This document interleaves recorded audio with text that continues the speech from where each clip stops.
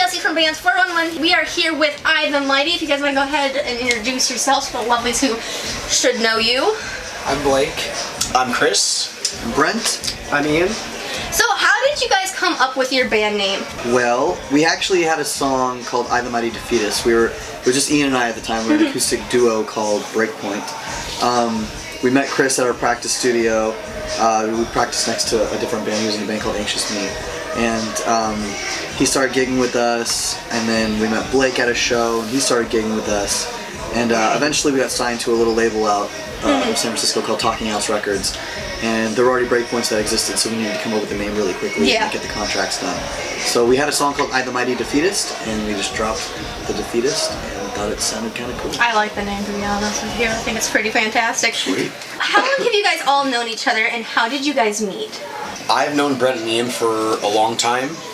Like Brent was just mentioning, we used to practice next to each other in the same studio, different bands, but I always knew of them and started playing music with them for a long time. Blake is actually from Wyoming and moved to San Francisco. Or the That's a drive. That is a drive. That is a drive. And he moved here for music, just to pursue music, and he has some family out here, and I'll have him tell you more about how he met Brent and Ian. Yeah, it was at an acoustic show Brent and Ian were playing in San Francisco, and I heard them play and was floored and just like, I want to play music with these guys. And I went up to them afterward and asked if they ever would want to do the electric full band thing. Luckily they were wanting to do that but hadn't found a drummer yet. So we just, I think this was in MySpace days. DM'd us on MySpace. On MySpace, yeah. Hit us up. So that's actually a common way a lot of bands have been meeting. Like Craigslist and MySpace are the two tops, and I'm like, leave it to MySpace. Kind of went from there. Yeah, and Ian and I met in 3rd grade. He moved into the neighborhood that we were in and moved to our school, and started jamming together in 9th grade. I totally thought the camera just fell, and I was like, oh god, no! No. Yeah, so we've been playing together for 15 years. It's a long time. And you asked how I'm used to this weather. I've been living in Michigan for 23 years. You guys are used to California weather, so you're probably not used to snow. No, I shut down in the cold. No, this is the warmest thing I brought. Yeah, I'm wearing my warm Just coat. go to Walmart and get some blankets. They got really nice thick blankets for like $10. Really? And they're like super, super thick blankets. All right. I like that idea. Yeah. We will play in them tonight. So, do you guys currently have a record label? And if so, do you want to talk about that record label? Yes. We were on Equal Vision Records out of Albany, New York. Have been for 6 years now? We've been on Equal Vision for 6 years? I think it was in 2011. Yeah. 6 years now. Yeah. That's crazy. Yeah. This is the record that we're doing now is our last record that we're contractually obligated. But they've been really, really cool to us. Shout out to Dan Sanchar, he's the man. And it's been a great label for us. I know you guys just released your new album, which, by the way, if you have not checked it out, you need to go check it out, because it's probably one of the best albums that I have seen, and I'm really into music. Like, I'm always finding new things. Like, I found you guys in 2014 when my dad passed. I was just scrolling around, and somebody's like, oh, hey, go check these guys out, and I'm like, who the heck are these guys? Like, I don't even know this genre. And I found you guys, and I've been like jamming them. When your new album came out, I was like, yes! Finally, new music! What was that experience like, coming up with that album and making the music for that album? It was an awesome experience. It was the longest we ever had to write for a record. It was almost a year ago now that we started writing and we finished our last tour. And we had 4 months to write before we were going into the studio. Which was awesome. We were just home in the Bay Area, and then we went up to Seattle to do the guitars and vocals with Casey Bates. Yeah. And we got to stay in Equal Vision. We got us an Airbnb, which was rad. So we all had our own room. It was like very relaxing. We don't really know anyone up there in Seattle, so it was very much we were there for the record, just very focused on that. So it was awesome. How did you guys come up with your record name? The title kind of came from the idea I had of your subconscious mind and your conscious mind and how they interact. Because so many of our decisions that we make are made by our subconscious when we realize it. Like any mundane thing that you're doing throughout the day, it's like you're not even thinking about it, you're just in this habit. So I kind of started to play with the idea of where the mind wants to go and where you want to go. Yeah. And kind of the juxtaposition between your conscious mind and your subconscious mind and how they kind of interact with each other. Gotcha. What is your guys' personal favorite song off the album? It's a very good question. It probably changes for all of us, I would assume. Yeah. Right now, for me, it's probably Sleepwalker. I like that one. One video that gets my nerves going is Chaos in Motion, and I have such bad OCD. I literally was like, "What are you guys doing to me right now?" And my roommate's watching. He goes, "I don't see a problem with this." I'm like, "How are you not seeing a problem with this?" The comments in that video were really funny because there were people, almost 50-50 of people that were like, "This isn't OCD. You got like, I can't believe you're even saying that it is." And then the very next comment is like, "I have OCD and this triggered me so hard. Oh my god!" It was just like that. I was like back through and the forth. roof. Speaking of Chaos in Motion, why did you guys decide to do it the way that you did? We kind of wanted to make something that wasn't us playing because we actually do have plans of making it in a music video, but this was kind of just to get it out into the world during the rollout of the record. Yeah. And the initial idea was just to kind of make a video that could possibly be like a viral video that doesn't involve us, that is relatively low budget and a simple idea. Yeah. That is just kind of fun. And we were brainstorming with our manager on the phone one day and kind of came up with this concept and just like brainstormed a whole bunch of little scenarios that might be kind of like irky to look at. I like the uniqueness of it. Like, it does intrigue people to like look at it instead of just, you know, the typical, I don't remember the name of it, the one that's silver tongues. That one. I love that one. But like, it's more unique than what you commonly see people doing music videos of. It's that pop factor. Like, it's a wow factor of, okay, where's the band? You're not gonna see them. Oh look, it's a dog. Like. So you guys are currently on your Where the Mind Wants to Go tour. So what has been your favorite venue that you've played at so far? Good question.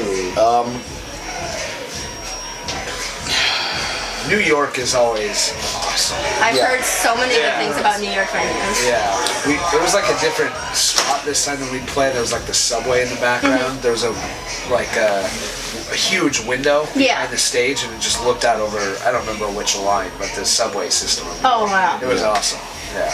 I just want to give a shout out to Bottom of the Hill. Oh yeah. Yeah. That was our hometown venue, and that was rad.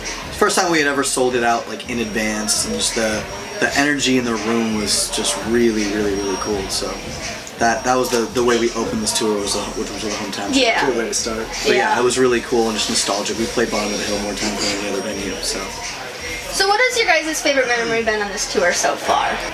Just for me, just the people that we're on the road with. You know, we're on the road with our best friends, Hail the Sun, as well as our new best friends in Good Tiger, and one of our good friends, Travis, is doing lights for us, and we have our tour manager, Matt, and our new friend, Jordan, who's doing sound for us. So it's just such a tight-knit, awesome group of friends, and every day is something different, and it's a lot of fun every time. So. And I think that's what you need when you're on your tour, surrounded by the same people. Because if it's somebody who's annoying you, it's like, I'm in a van or a bus and I can't get away from you. What do I do? Yeah. Yeah, we've been there. Yeah.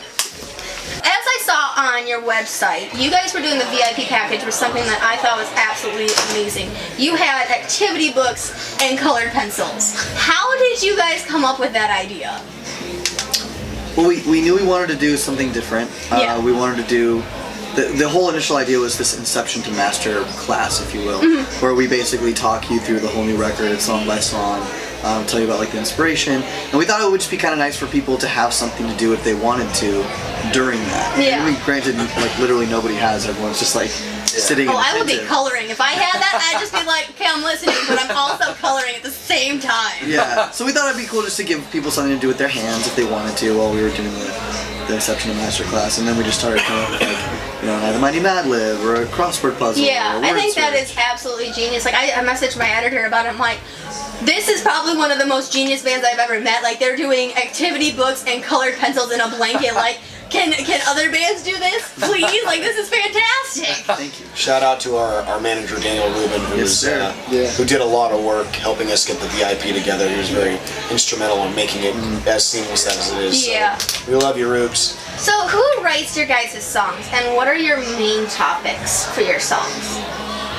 We all write music, and then I write the lyrics. And as far as the topics, they range from they're literally about anything. Anything and everything. A lot of this record has to do with my relationship that ended during the writing process. So obviously that was influencing a lot of my music.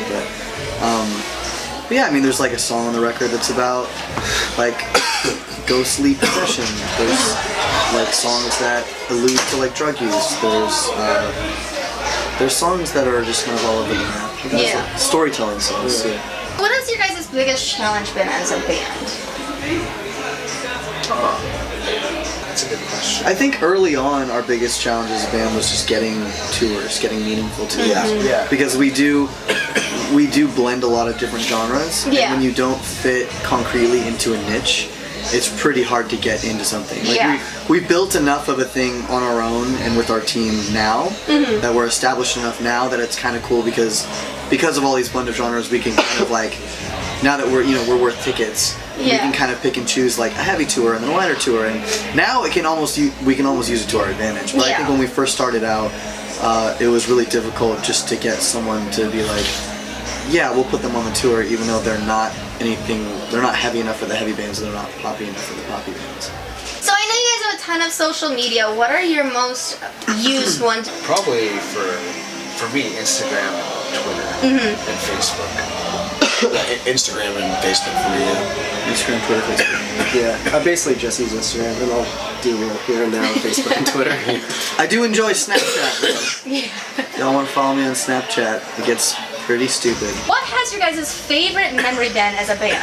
When we were in the hotel room and got news that we were getting signed to Eagle Vision, That was great. Yeah, that was a really that was good. a good jumping day. up and down on the That was beds. a really good day.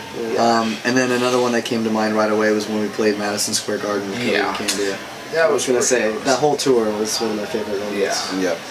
That is all the questions we have, guys. Go check out I the Mighty in the links down below. Don't forget to like and subscribe to the channel. As always, stay amazing. I will see you in the next video. Bye, guys. Thank you.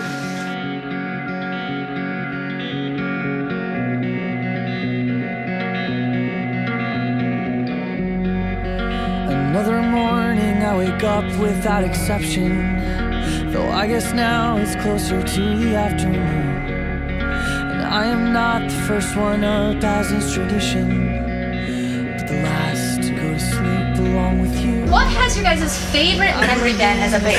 Coffee from the kitchen. He's just- This is what we're gonna include at the end. This moment right now. A warm reception almost right on